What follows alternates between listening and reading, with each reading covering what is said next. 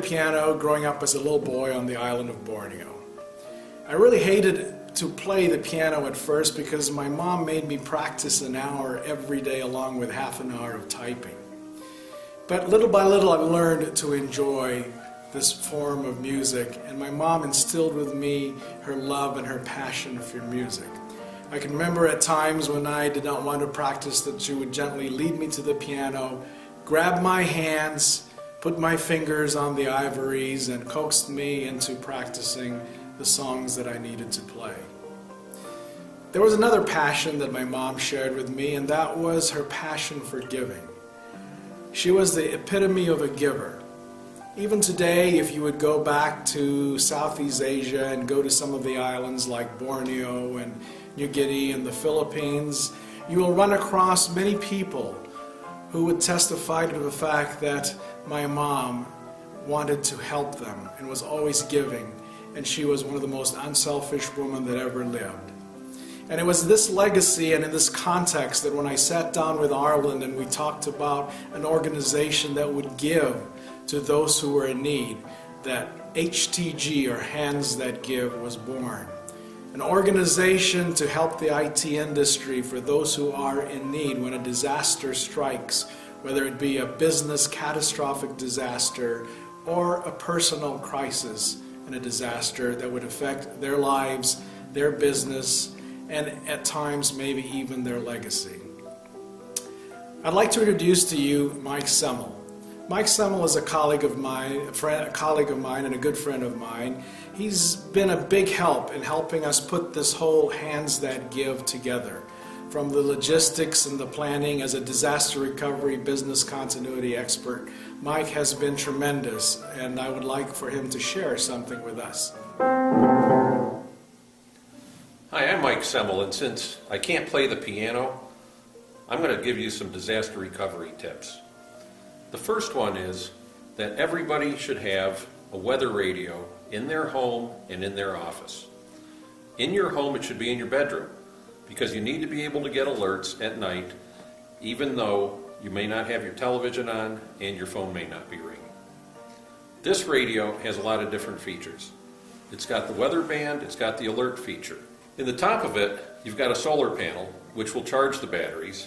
You've got a crank on the front so that you can charge it if you don't have power.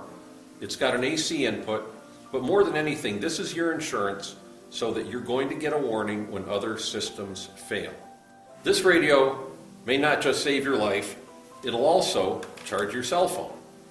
This is a one-stop shop for surviving a disaster. You should have one in your office, near your receptionist where people will hear it. You should have one in your bedroom set to alert you if a disaster happens during the night. I can remember sitting and talking with Mike Semmel while we were planning the growth of our managed service provider company in Las Vegas to transform it into a business continuity technology company, that we batted around the idea of looking for an organization where we could take the message of helping other groups and other peer groups and other MSP, VAR, or solution providers who would be in need should a disaster strike, whether it be a hurricane, a flood, a fire, or a tornado. And it was in this context that we decided that the best group to do that and the best organization and the best national vehicle to do that would be HTG. And thus we brought this idea to Arlen, and Hands That Give was formed. I can remember talking with Arlen in San Antonio. I think it was at a CompTIA breakaway session when we started formulating the idea on making this concept, Hands That Give, come into fruition. And I was wanting to really do this with Arlen's group because I had found out and I had learned and I'd seen Arlen in action, and that he lived the passion of the go-giver, and that his whole peer group structure and his vision and mentality was to give. Not to take, but to give. And thus, as we talked about this, we realized that Hands That Give would be the vehicle for this. And we wanted to create it kind of like a Red Cross responder, first on the ground if a disaster would strike. And I can remember when the 2 weeks later or 3 weeks later after Hands That Give was formed, when the horrific tornado came by and destroyed SNC Squared, one of the peer groups at HTG, and how the group rallied behind SNC Squared and helped them and put their company back together again.